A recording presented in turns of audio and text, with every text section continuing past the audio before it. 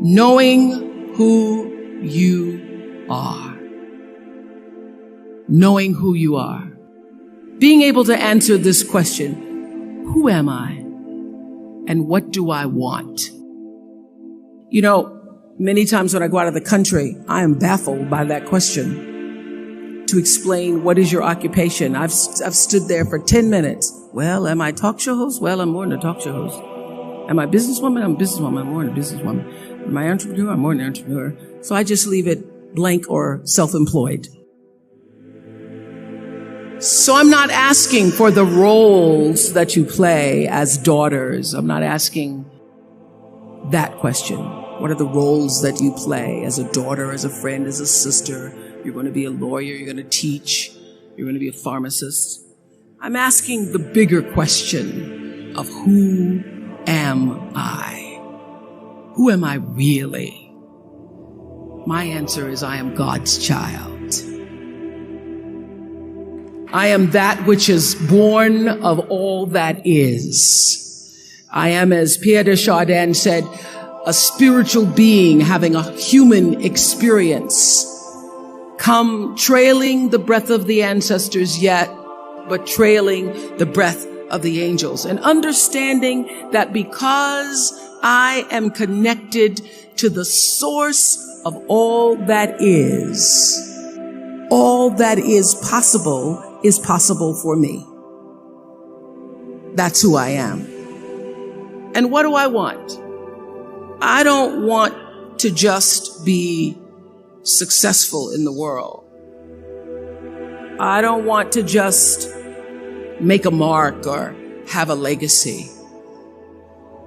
The answer to that question for me is I want to fulfill the highest, truest expression of myself as a human being. I want to fulfill the promise that the Creator dreamed when He dreamed the cells that made up me.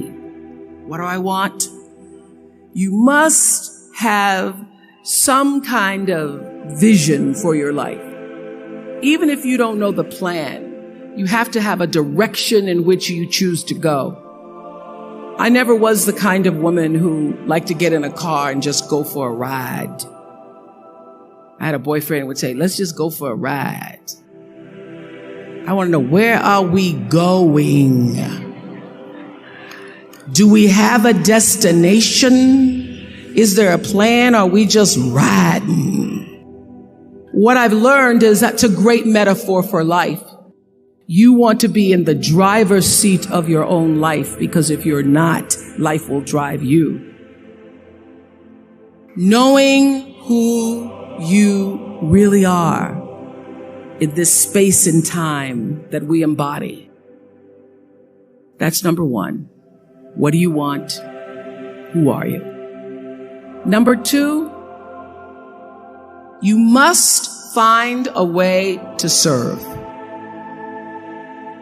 Martin Luther King said that not everybody can be famous, but everybody can be great, because greatness is determined by service. Now, we live in a world where everybody wants to be famous and where we admire people for just being famous. We think being known brings us value. The truth is, all of that will fade in time. The real truth is that service and significance, service and the significance that you bring to your service is that which is lasting. So to be able to, whatever your occupation or job or talent or gift is, our honorees today getting doctorate degrees, to apparently opposite fields, HIV and AIDS and the spoken word. But what they have in common is service, using the spoken word in service to community and the world. Using your knowledge and information about HIV and AIDS and medicine in service to the world. And if you look at all the most successful people in the world, whether they know it or not, they have that paradigm of service. Everybody's talking about Mark Zuckerberg and IPO. Service. Jay-Z rapping. Service. Through the word, to people, through song. For many years, I was really just happy to be on TV, and people would stop and say, "Oh, you on TV?" "Yeah, I'm on TV. I like being on TV. It's a nice job." That I went back and I took a long look at what it was I was doing on TV and made a decision that I was no longer going to just be on TV, but I was going to use TV as a platform, as a force for good, and not be used by TV. And I will tell you, my decision to make that significant change in the way I operated on television, using television as a service, changed my career exponentially. Service through medicine, service through art, using whatever it is you produce, your product, as a way of giving back to the world. When you shift the paradigm of whatever it is you choose to do to service, and you bring significance to that, success will, I promise you, follow you. Service and significance equals success. That's number 2. Number 3, it's so simple, but so hard to do. Always do the right thing. Be excellent. People notice. Think of how you notice. You go to Taco Bell, somebody gives you an extra napkin and some sauce. You notice. You want to go back to that person. Because even at Taco Bell, excellence shows itself. Be excellent. Let excellence be your brand. Everybody talks about building a brand. I never even knew what that was. When people say, "You're a brand," I would say, "No, I'm just Oprah." What I recognize now is that my choice to, in every way, in every example, in every experience, to do the right thing and the excellent thing is what has created the brand. And what I know is that when you are excellent, you become unforgettable. People remember you. You stand out. Regardless of what it is, you become an unforgettable woman. And that is what we all want. We want to be unforgettable and not forgettable. So doing the right thing, even when nobody knows you're doing the right thing, will always bring the right thing to you. I promise you that. Why? Because the third law of motion is always at work. For every action, there's an equal and opposite reaction. That is so true in all of our lives. That's what Newton said. Celia in The Color Purple said it. Everything you even try to do to me, already done to you. Everything you even try to do to me, already done to you. So you don't have to worry about revenge or getting back at somebody, making sure they pay. You just have to do the right thing, and the right thing will follow you even when people don't support it. I remember many times on my show. There are many shows y'all never saw. And the reason you didn't see them is because I got the last vote. And I remember 2010, my team, hardest working team in television, had done this interview with a woman who turns out she was a Sunday school teacher by day and a sex addict at night. Ooh. And they were like, "You won't believe it. We got her going out. We got her with the men, and we get to show her." And she was willing to show us everything. I sat down with a woman for an interview that was taped. And during the process of the interview, I said, why are you doing this? And she said, oh, I want to help people. I want to tell my story and I want to help people. I said, do you have children? She says, yes, I have a 10-year-old son. I knew right then this is never going to see the light of day. So we got off the air and I said to the lady, we are not going to air that show. And she said, why? My producer said, why? She knew she was being filmed. She knew what she was saying. She knows what I said, because her son will never get over it. Her son will never get over it. And it's not worth a rating point to me. Not worth a rating point to me to know that there's a 10-year-old boy who's destroyed because his mother went on the Oprah Winfrey show and told all her business. You do the right thing, even when other people think it may not be. And oftentimes, when you make a decision to do the right thing, immediately you're faced with doubt. Was that the right thing? Was that the right decision? I don't know. Was that the right thing?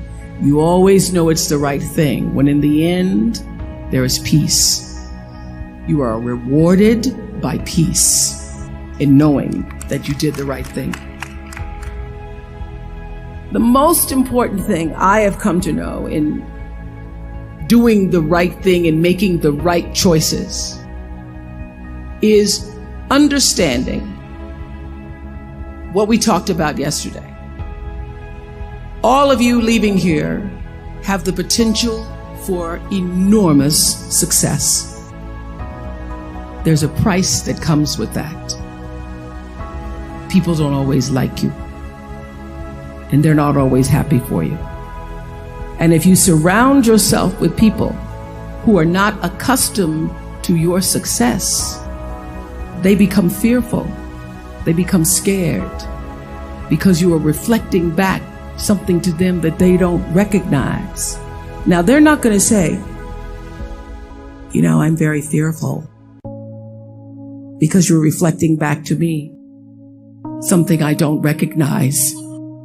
They're going to say, you know what they're going to say? They're going to say, who she thinks she is.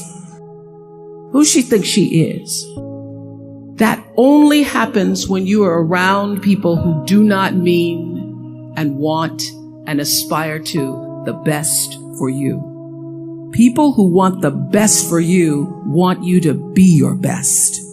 So my greatest advice to you is to surround yourself with people who are going to fill your cup until your cup runneth over.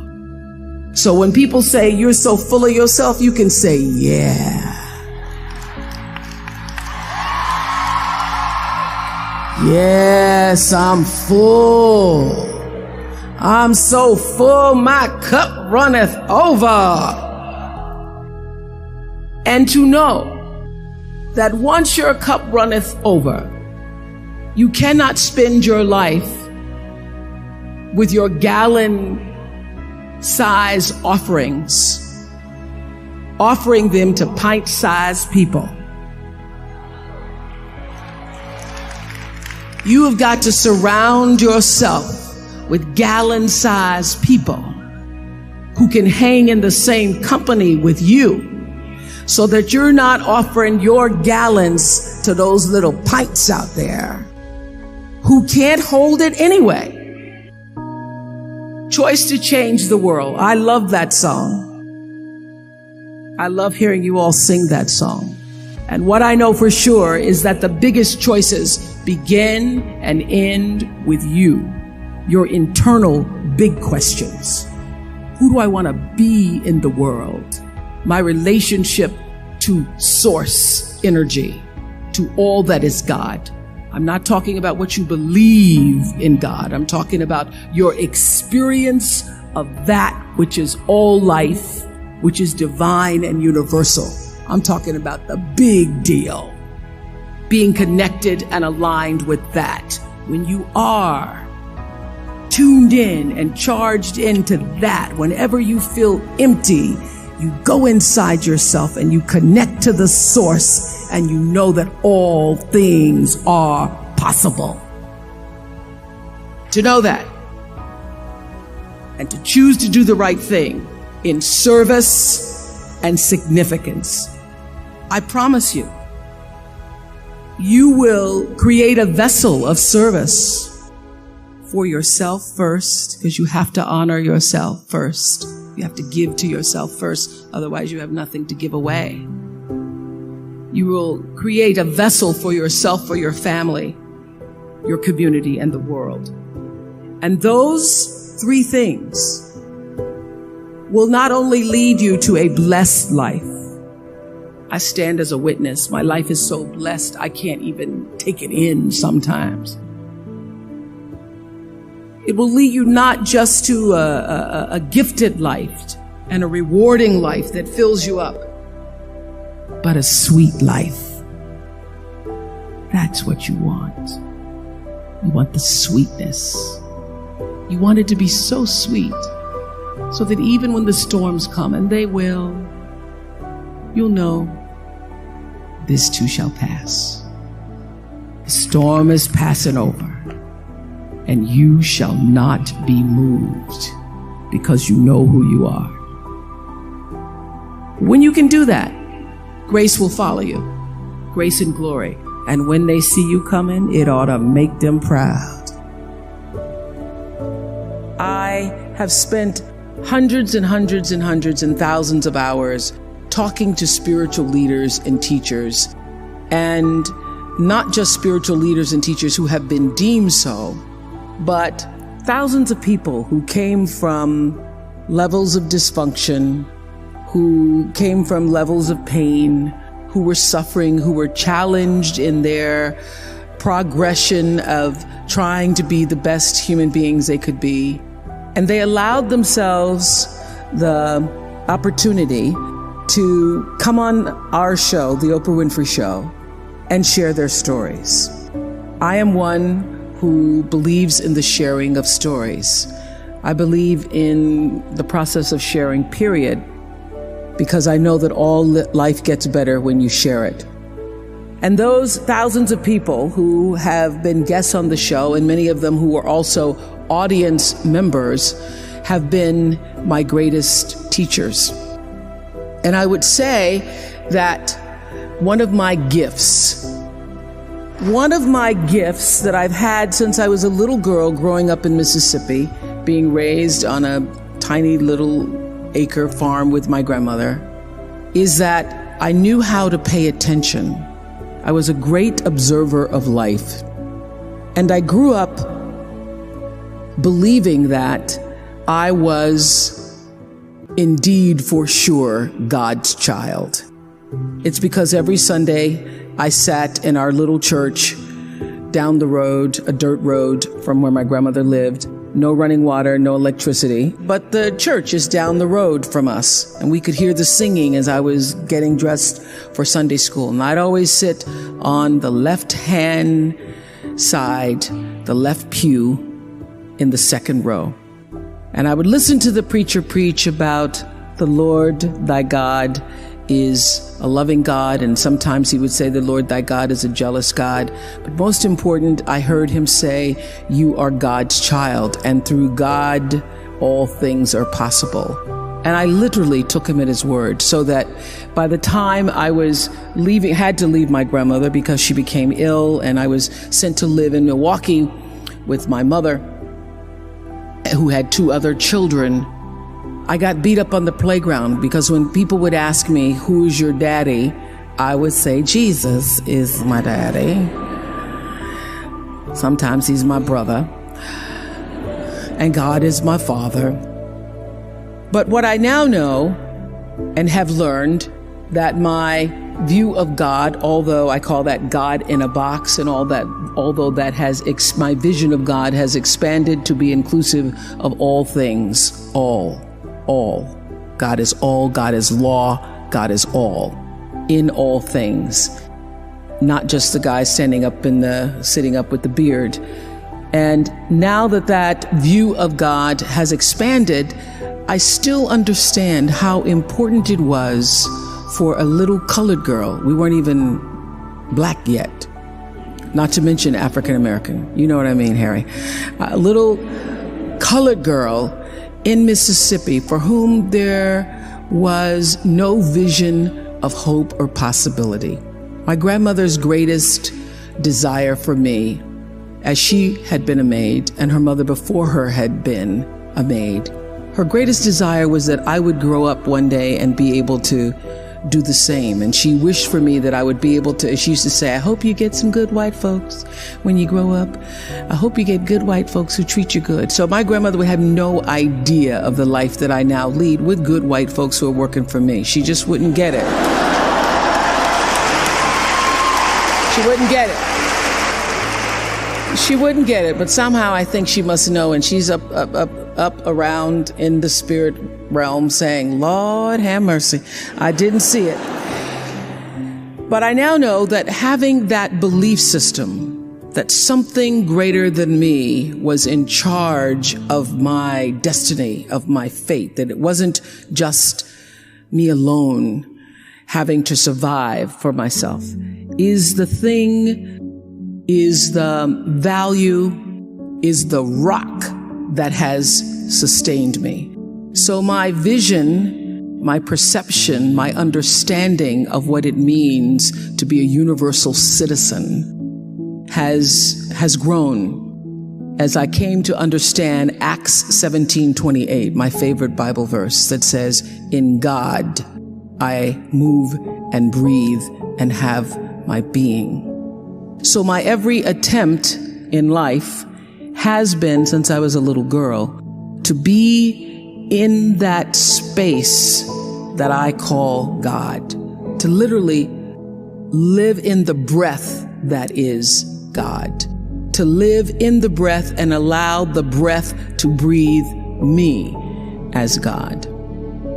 And that is the reason I see I have been able to manage fame, handle the success, grow in grace, grow in the wisdom and glory that is offered by that space that I know to be God. Because in God, I live and breathe, I move and breathe, and I have my being. And everything that I do and all that I am comes up and out from the center of that space, even when I didn't know what to call it. So I have paid attention to my life because I understand that my life, just like your life, is always speaking to you, where you are, in the language, with the people, with the circumstances and experiences that you can understand and interpret if you are willing to see that always life, God, is speaking to you. Now, it took me a while to actually really get this and to understand it, but once I did, I started paying attention to everything. And one of the reasons why I can now accept the fact that I can offer my gatherings of information and wisdom and call myself a spiritual teacher is that every single person who ever came on my show, and I hear there's like 37,000 guests I've talked to, a lot of them came from dysfunction and a lot of them wouldn't appear to be teachers, but every one of them had something to say that was meaningful and valuable and that I could use to grow myself into the best of myself, which is what all of our jobs are. Your number one job is to become more of yourself and to grow yourself into the best of yourself. One of my greatest teachers was a man named John Diaz. We were doing a show called Would You Survive? And on Tuesday, October 31st in 2000, Singapore Airlines Flight 006, a Boeing 747 from Taipei to Los Angeles, took off with 179 souls aboard. 4 crew and 79 passengers perished in that flight, a total of 83 fatalities.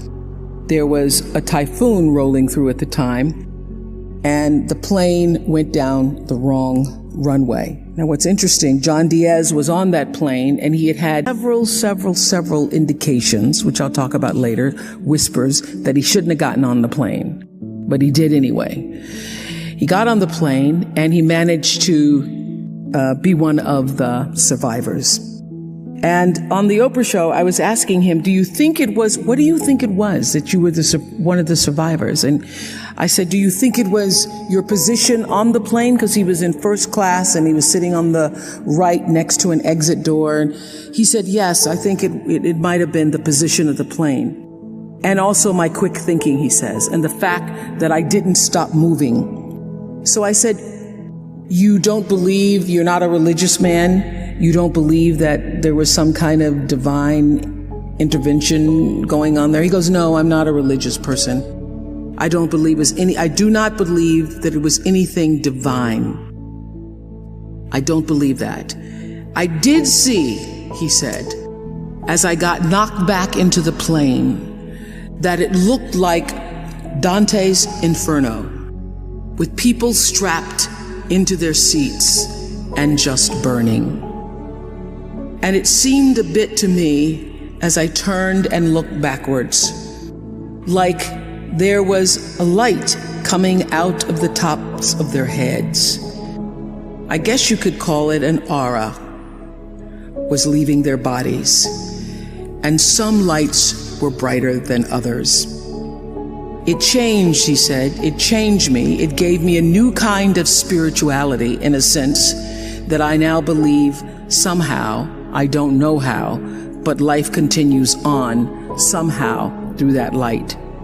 And I thought, I'm not a religious man, but I thought the brightness and dimness of the auras were how one lives one's life, so to speak. So that's one of the major things that really has changed with me since then, he says. I want to live my life so my aura, when it leaves, is one of the brightest ones. That's one of those moments that happens and you know that it's bigger than a show about survivors. Because I always knew that when I am moved, at least a million other people might be too. Because if I can feel it, and there are 20 million people watching around the world, it means that somebody else also felt and heard the same thing. That's what connection is. So I thought a lot about that. And thought about it, obviously, in thinking about, in preparing to talk to you all today, about how does one lead a meaningful life? Because ultimately, isn't that what we all want?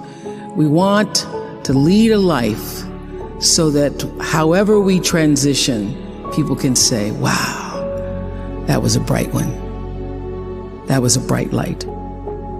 First of all, I think that it comes from a deep sense of awareness about who you are and why you're here.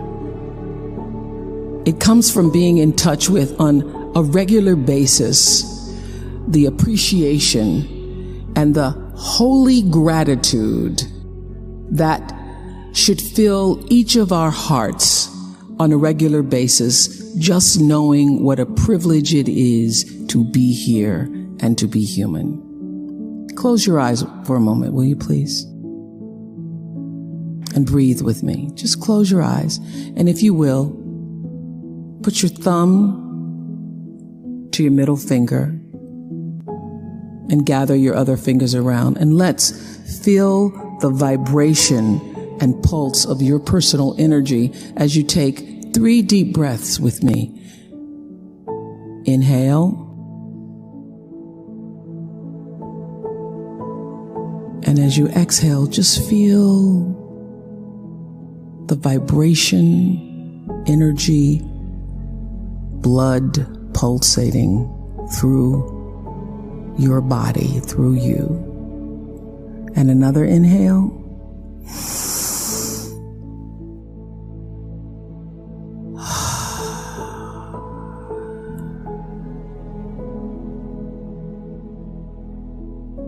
And another inhale.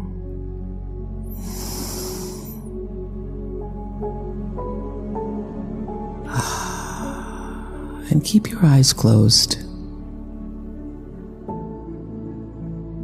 And let's just think about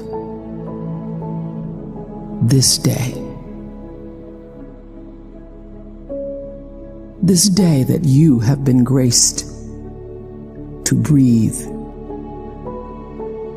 in and out thousands of times. This day where many of those breaths were taken for granted. You just expected the next one to come. But the truth is, there's no guarantee that the next one comes. This day, how you started your day, what your thoughts were this morning,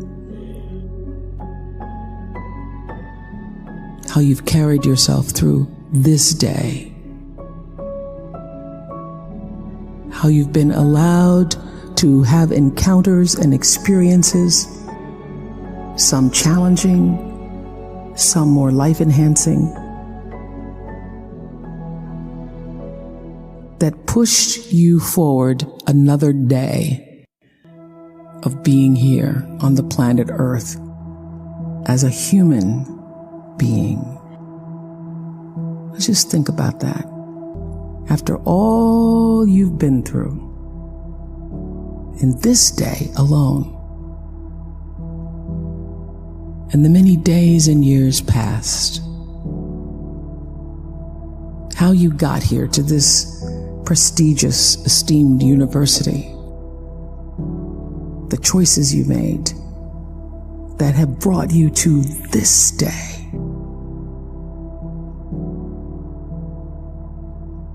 Open your heart and quietly to yourself say the only prayer that's ever needed. Thank you. Thank you. Thank you. You're still here. And you get another chance this day to do better and be better.